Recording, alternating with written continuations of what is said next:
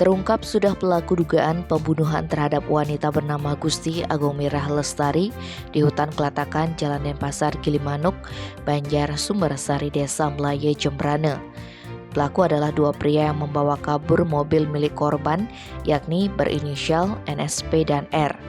Kepastian ini disampaikan di Reskrimum Polda Bali Kombespol Surawan saat dikonfirmasi melalui pesan WhatsApp pada Minggu 28 Agustus. Diketahui sebelumnya kedua pria itu kedapatan membawa mobil Honda Brio milik Agungmirah di Pelabuhan Gilimanuk setelah korban ditemukan tewas dengan penuh luka Selasa 23 Agustus lalu. Mereka membeli tiket untuk menyeberang ke Pulau Jawa. Ternyata pergerakan kedua pelaku bukan hanya di Pulau Jawa, melainkan menyeberang lagi sampai ke Pulau Sumatera. Namun berkat kesigapan polisi, akhirnya NSP dan R ditangkap di Lampung Sabtu 27 Agustus. Sayangnya perwira melati 3 di pundak ini tak menjelaskan lebih jauh mengenai identitas dan latar belakang kedua pelaku.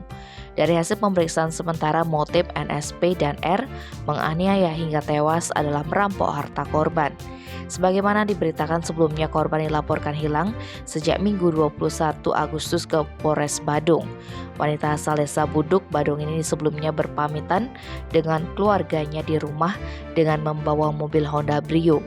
Dalam perjalanan pulang, ia sempat berkomunikasi dengan keluarga. Namun setelah itu dia hilang kontak dan ditemukan meninggal di hutan Kelatakan, Jalan Denpasar, Gilimanuk, Banjar Sumbersari, Desa Melaye, Jembrane, Selasa 23 Agustus. Bahkan dari pemeriksaan awal tim Inafis Polres Jembrane ditemukan sejumlah luka di bagian kepala dan wajah korban.